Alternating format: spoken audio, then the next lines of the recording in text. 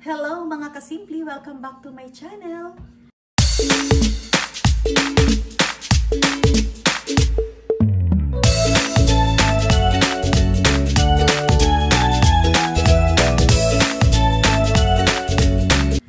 Kamusta kayo mga kasimple? Ngayon po ay Wednesday dito sa Canada. Ngayon po ay mag 2 p.m. ng hapon. So ayan po ang ating mini vlog for today. Katulad po ng naipangako natin sa inyo na magba-vlog na tayo regularly as much as possible mga kasimple. So ayan po, ngayon kauuwi ko lang talaga ngayon kasi nga may nilakad ako kanina. Inuna ko na muna yung lakad ko para at least pag uwi ko tsaka na lang ako magluluto. Kung ano yung gagawin ko today, ngayon ko na lang gagawin. At least natapos ko na yung transaction ko sa labas mga kasimple. Hindi ko na nga lang po na i-vlog sa inyo kasi nagmamadali po ako, naghahabol ako ng oras. Ang naisipan ko pong gawin ngayon ay magluluto lang ako ng simple dish as usual. Kasi mga kasimple, kung manonotice nyo yung mga sinishare ko sa inyo, mga simpleng pagkain lang. Kasi yun lang din talaga minsan yung gusto namin, yung cravings namin na simple lang din minsan kasi 'di ba kailangan din nating ng health natin ngayon. Kumbaga i-watch out yung health natin kasi yung karne hindi palaging pwede dahil hindi rin siya healthy pag palagi tayong kumakain ng meat. Paminsan-minsan mga kasimple nagki-crave din kami sa meat pero most of the time makakain tayo ng gulay, isda, ganyan. So yan po yung isiniserve ko.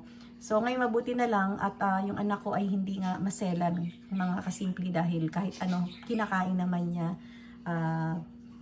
Hindi naman siya yung maano sa pagkain, yung tipong merong ayaw kainin. Hangga't lahat naman nakakain niya mga kasimple kasi madali siyang mag-adjust naman sa pagkain. So ayun mga kasimple, ang original na plan namin kagabi is magbubulan lang ako mga kasimple kasi may upo dito. Kasi minsan 'di ba nakaka problema din minsan kung ano yung ihahain mo everyday. So minsan parang nauubusan ka na ng recipe, kung hindi mo na alam kung anong gagawin, kung anong lulutuin mo.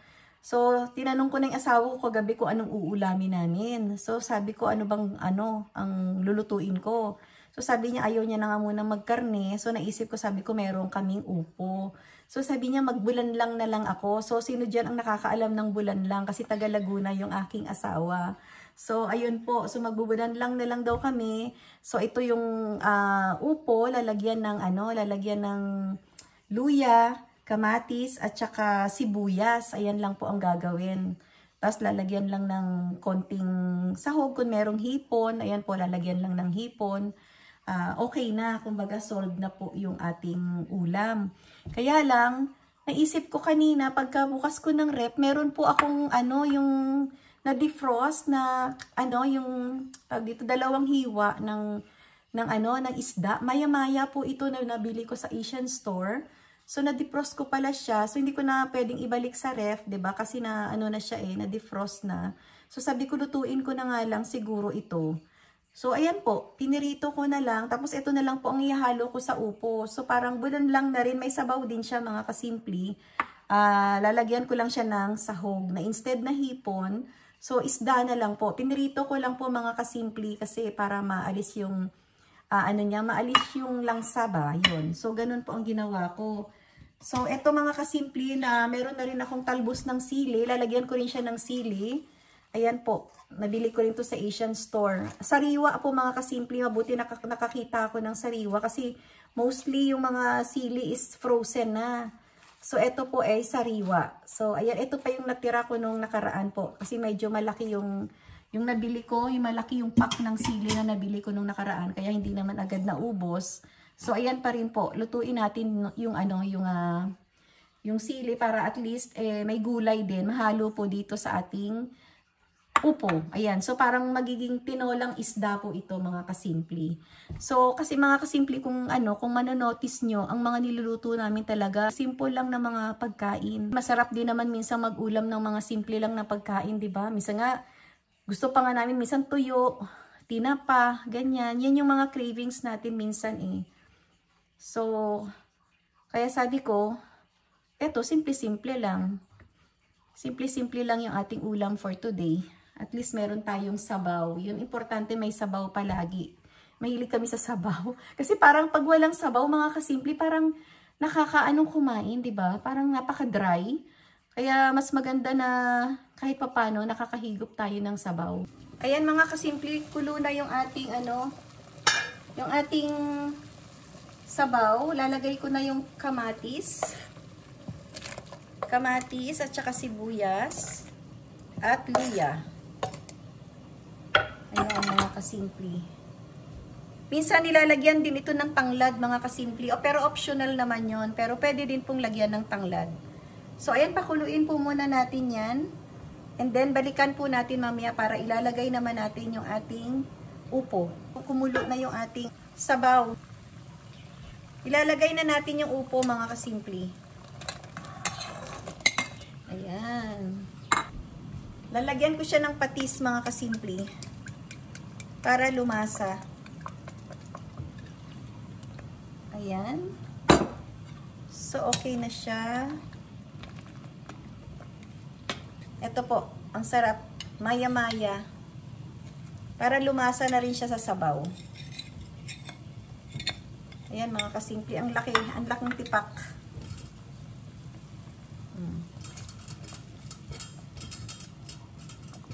Yan. Ilalagay ko na po yung dahon ng sili. Yan, tinimplahan ko na rin yan mga kasimple ng asin.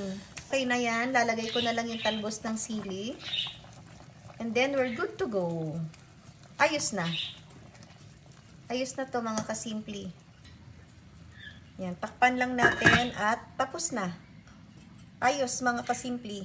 Tapos na tayong magluto, o diba? Saglit lang. Simple lang yung ulam natin, tapos na agad. Yan, meron na tayong pang dinner mamaya. Liligpit na lang ako ng mga hugasin ko mga kasimple para tapos na. Nagpaplano akong gumawa ng dessert ngayon mga kasimple, yung yung parang kasaba na bibingka, parang ganon.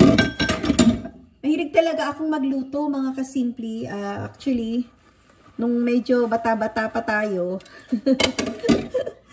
talagang masipag po akong magluto ng mga college days ko. Mahilig po akong magluto talaga.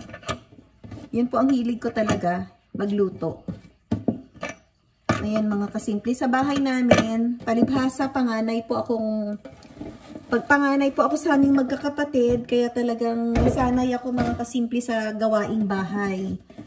Ayan, so talagang ako ang nagluluto. Kaya sanay ako sa gawaing bahay mga kasimple. Kaya mas gusto ko yung nagluluto ako kasi syempre nakakaano ka eh. Maano din magluto, nakakalibang ba? At saka at the same time, kung yun talaga yung passion mo mga kasimple, di ba, yung magluto. Napaka-ano lang din naman sa'yo, napaka-gaan gawin. Kasi gusto mo nga yung ginagawa mo, di ba? Yun yung mga hobby ko nung araw, magluto, kumain. Mga ganun, mga kasimple. So, ayan, pagtapos magluto, maghugas. And then, titignan ko mga kasimple kung makakagawa ako ng dessert mamaya. Kasi hindi pa ako hindi pa ako nagliligpit, hindi pa ako nakakapaglinis. Kasi araw-araw talaga ako nagwawalis mga kasimple kasi nga. Ayun, ang daming kalat dito, mga balat ng itlog. Kasi pag umalis yung dalawang mag-ama sa umaga, nagmamadali na.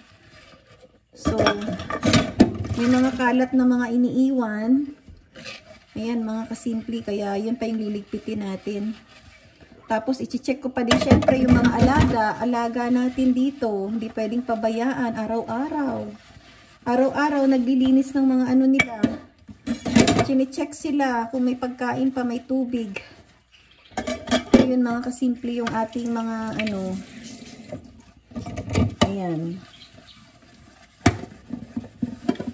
Medyo maganda ang weather ngayon mga kasimple. Medyo maganda-ganda ang weather.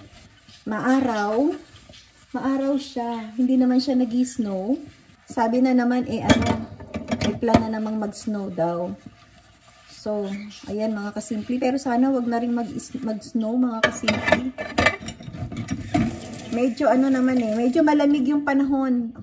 Kahit na maaraw siya, malamig pa rin yung panahon mga kasimple.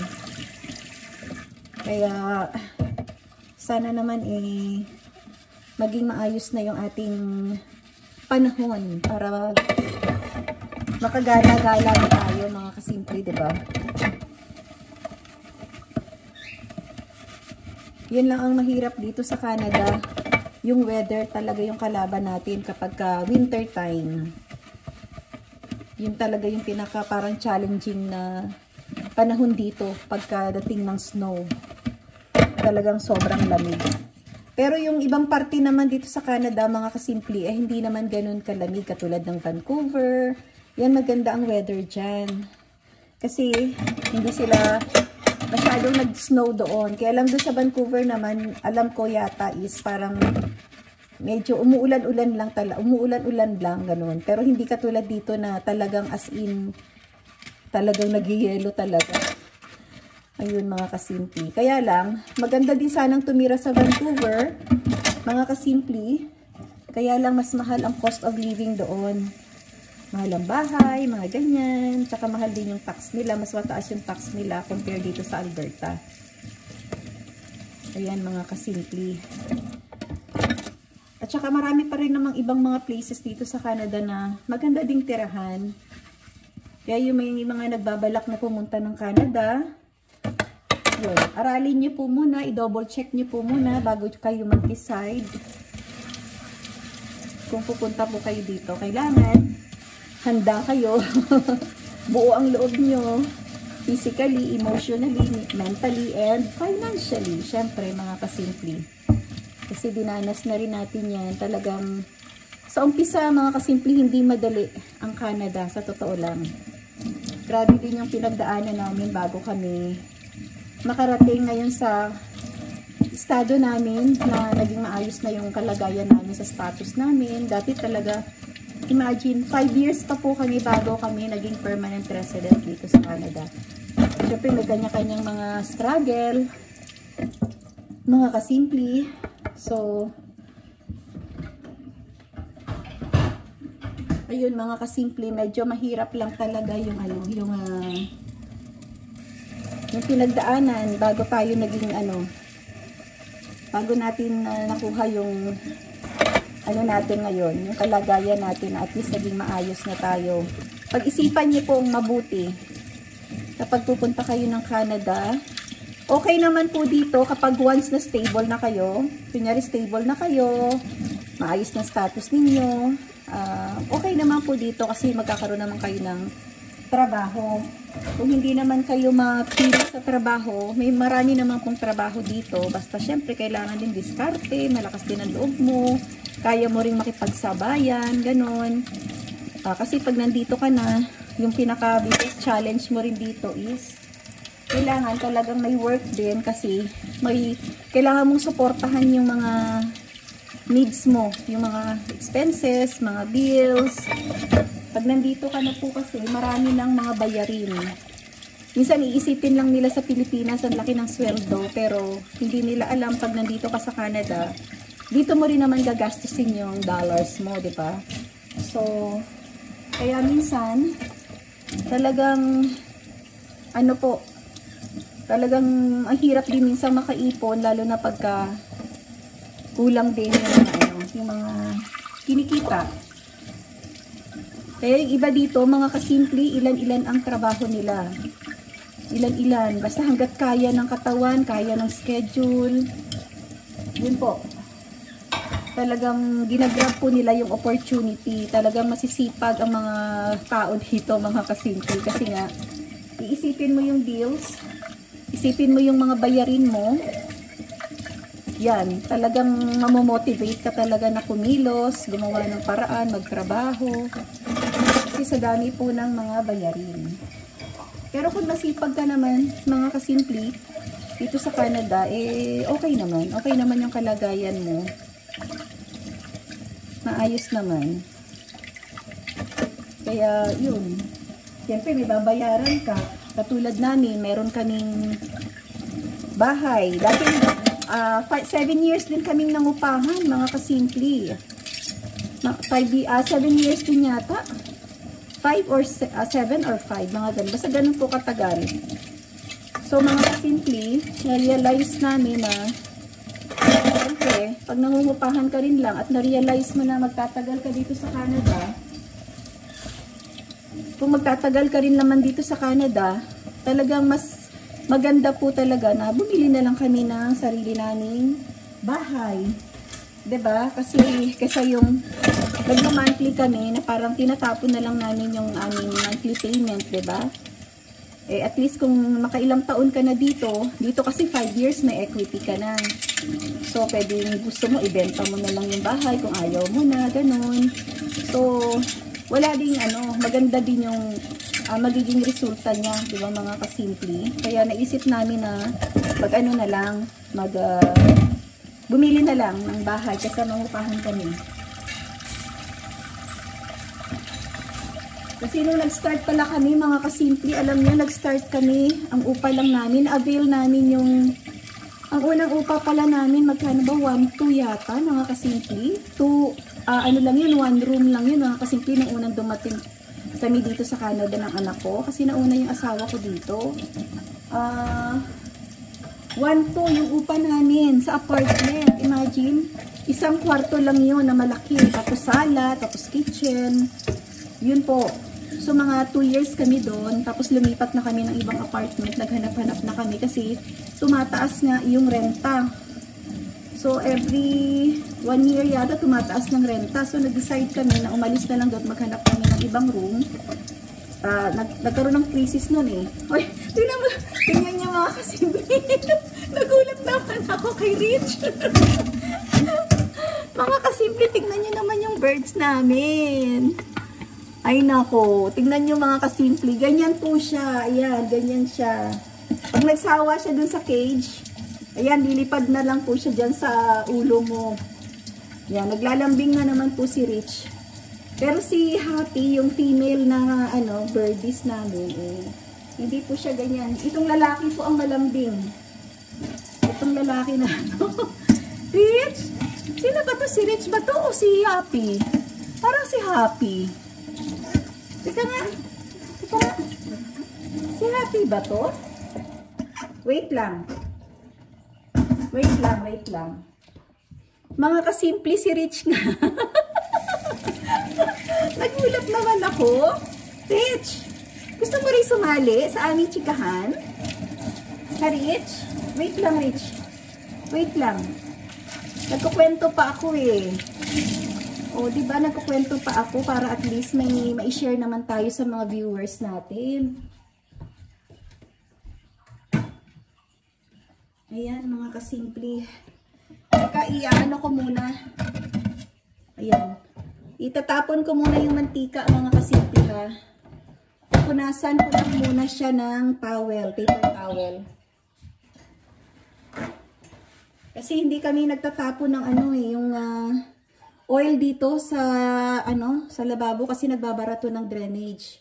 At napakahirap pag nabarahan ka ng drainage bukod sa abala, magastos din po, mahal ang bayad. So, eto. So, itatapon na lang namin sa basurahan and then punasan ng paper towel. Ayan. Rich, ano ka ba? Gusto mo sumali sa aning chikahan dito? Ha, Rich? Ayan. So, wala ng oil, mga kasimple. Ganyan po ang ating style. Kasi kapag ka nabarahan ng ng drainage, naku, laking abala, laking perwisyo po.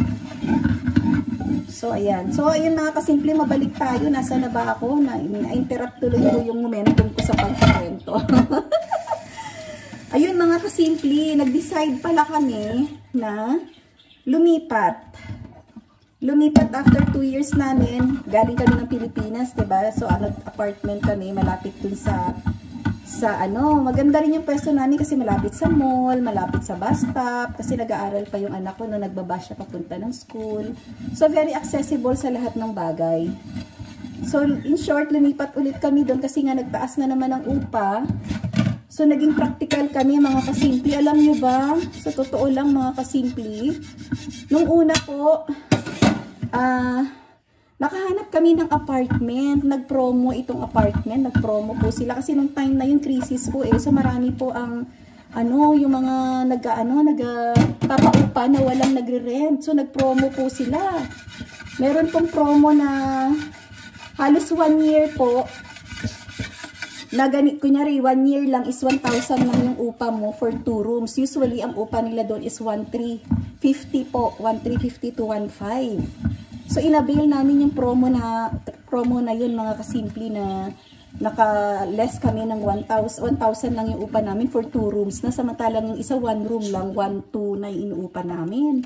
So, ginrab po namin yung opportunity and then, dahil nga po, nagtitipid kami dahil crisis po nung time na yun ano bang meron nung time na yun na naisipan namin na na gawin na lang po gawin na lang po na paupahan yung isang room. Yung 2 room naging ginawa namin pinarentahan namin. Pinarentahan po namin yung isang room. Alam niyo mga kasimple, sa totoo lang po, hindi po ako nahihiya. Kumbaga parang yung mga gusto kong i-share sa inyo, sa mga viewers, sa mga magka-Canada, sa mga tao dito na para magka-idea na hindi talaga madali sa umpisa. Talagang dadaan ka po talaga sa process, kumbaga. Alam nyo, siguro yung iba, swerte lang siguro nila, pero sa amin po na case is talaga pong nagtiyaga kami ng ilang taon na hindi ko lang sure kung 2 years din yun. Nagpaupa po talaga kami. Yung isang room na yun po, yung isang room, di ba 2 room. Pero yung inupahan namin is malapit lang din naman po doon sa dati namin inupahan. So yung isang room is pinapaupahan po namin yun mga kasimple. Para makatipid kami. Yung isang room para sa anak ko, alam niyo po saan kami natutulog? Sa sala po namin, kaming mag-asawa.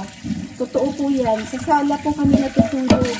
Kasi syempre, wala pa akong stable na trabaho noon. So yun po, wala pa akong stable na trabaho. Tapos, syempre, maraming bayarin, mga ganyan. Talagang dumaan po kami sa ganong proseso na kaming mag-asawa. Sa sala po talaga kami natutulog. Naglalagay lang kami ng foam. Tapos sa umaga, tatanggalin na naman namin, ipapasok namin sa kwarto. Ganun po. It so happen lang po na yung unang umupahan sa amin is napakabait din po. Napakabait. Hindi po siya maselan din. Kaya hindi rin po kami nag-alangan na kunin siya. Ganon. Ayun mga kasimple. Talagang nagtiyaga kami. Kasi yung nangupahan din naman sa amin, lagi ding nasa work. Ganon. So, ano lang siya. Kumbaga, nandyan lang siya kapag ka day off, ganyan, at saka hindi rin naman siya, isa lang kasi siya, isa lang din siya, wala pa yung family na ng time na yun. Yun po yung ma-share ko sa inyo na simula namin dito sa Canada. Talagang akala siguro nila, talagang masarap na yung buhay dito. Pag tumungtong ka ng Canada, talagang feeling nila okay ka na, ganyan. Hindi po nila alam na meron ka pong dadaanan. Siyempre mag-uumpisa ka muna sa una, di ba? Lahat i-adjust mo muna sa lahat ng bagay. Siyempre unang-una sa weather. Di ba? Sa trabaho. Siyempre nandiyan pa yung culture. Nandiyan pa yung culture shock mo sa trabaho. Di ba? Nandiyan pa yung medyo na ilang ka magtrabaho, mag-apply, ganyan. So ako pa naman medyo din, yung mahiyain ba, matatakutin, ganyan. So talagang nagtiyaga talaga ako mga kasimple na mag-start lang talaga muna sa mababa. Ganun talaga. Kasi dito naman kahit na professional ka dyan sa atin, sa Pilipinas, hindi rin naman po uubra dito na ganun din ang work mo. Kaya talagang mag-umpisa ka po from the bottom. Kaya yun mga kasimple, yun yung mga pinagdaanan namin nung umpisa dito sa Canada. Talagang nag-struggle talaga. Talagang hindi po madali. Hindi po madali. So mga ilang taon din yun mga kasimple. Naka 5 years din po kami doon sa apartment namin na yun. Kasi nga, tumaas na ang renta. So na wala na po yung aming promo na imagine, pero naka 5 years din po kami doon ha sa promo na yun. Mabait lang po din talaga yung landlord doon sa apartment, sa building na yun, dahil hindi agad-agad kami tinataasan. So nakapag-stay pa kami, although tumaas siya ng konti, pero nag-stay pa rin kami kasi ngayon nahabol namin. Napaka-accessible po talaga. Pagbaba mo, dyan lang sa unahan, bus stop na, tapos mall na. Kaya ganun mga kasimple. Ganun yung life namin sa sa Canada. Napaka pang MMK mga kasimple. Naku, kung may kukwento ko lang sa inyo mga kasimple, pang MMK po yung aming kalagayan dito sa Canada. Ayan mga kasimple, susubukan kong ikwento ngayon kung maikukwento ko, pero pag hindi ngayon mga kasimple sa ibang vlog ko, i-share ko po sa inyo yung mga pinagdaanan namin dito sa Canada ng pamilya ko. Talagang napaka po, mahirap. Kumbaga hindi po pagdating dito maayos na po. Kaya sinasabi ko pa lang po sa inyo, swerte po kayo yung iba kung naging maayos po kaagad ang kalagayan ninyo. Especially yung mga PR po pagdating dito. Kung naging okay kaagad, maswerte po kayo. Kasi kami po nung dumating dito mga kasimple, kami, tourist. Tourist kami ng anak ko nung dumating kami dito ng Canada. Kasi nauna yung asawa ko, TFW. So sumunod lang kami as tourist. Meron lang tumulong sa amin na makarating kami agad ng Canada at dito na lang aayusin yung status namin. Kasi pag doon pa kami sa Pilipinas mag-iintay, napakatagal. It takes time. Siguro tatakbo kami ng mga 3 to 5 years sa pag-iintay para sa PR namin. So, para po mapadali, kasi 5 years din ang tinakbo bago kami nakapunta ng Canada 5 years na yung asawa ko dito sa Canada, hindi pa rin kami nakakarating ng Canada. Kaya, ayun mga kasimple, may tumulong sa amin na mag-tourist na lang. Para makapunta agad ng Canada. Ayan mga kasimple, to be continued na lang yung ating vlog for today. Ayan, marami pa tayong kwento, marami pang mga kaganapan na mai-share sa inyo. So sa mga susunod na araw mga kasimple, gusto kong i-share po yung aming journey dito sa Canada, kung paano kami naging PR, paano yung mga pinagdaanan namin dito sa Canada. Ayun, mai-share din natin sa inyo sa mga nandyan na gusto din ba na magpunta ng Canada, at saka magkaroon din kayo ng idea. Ayun, so ngayon po sa vlog natin, so sa susunod na lang po mga kasimple, para hindi masyadong mahaba yung vlog natin for today. So at least nagkaroon kayo ng idea about dun sa journey ni Simple Nancy dito sa Canada kasama ng pamilya ko. So ayan, maraming salamat mga kasimple sa pagpapanood nyo sa aking vlog. Thank you so much po sa mga subscribers natin, sa mga nag-review sa atin, sa mga followers. Ayan, maraming salamat po. Shout out po sa inyong lahat mga kasimple. Sobrang thank you po sa inyong lahat sa pagsuporta nyo po sa aking maliit na channel. Ayun, sana po tulungan ninyo ako na lumago po yung channel natin. Magkaroon pa tayo ng mga magagandang content, na maging maayos po yung ating pagbablog araw-araw po. Kahit hindi araw-araw, basta at least po maging okay po yung ating pagbablog. So, thank you so much po mga kasimple. Please don't forget to like, share, and subscribe our channel po. At sana po kung nagustuhan niyo itong ating mga videos na isinishare sa inyo, sana po consider niyo po na mag-subscribe po sa aking channel. Ayan, sisikapin ko po na makapag-upload tayo ng mga content, na kung ano yung magagandang content na pwede nating i-share sa inyo, mga daily life, mga ganyan, o kung ano yung mga ganap natin. So, ayun mga kasimple, thank you so much once again. Always keep safe. And be positive always. Bye-bye. Thanks for watching. God bless everyone. Bye.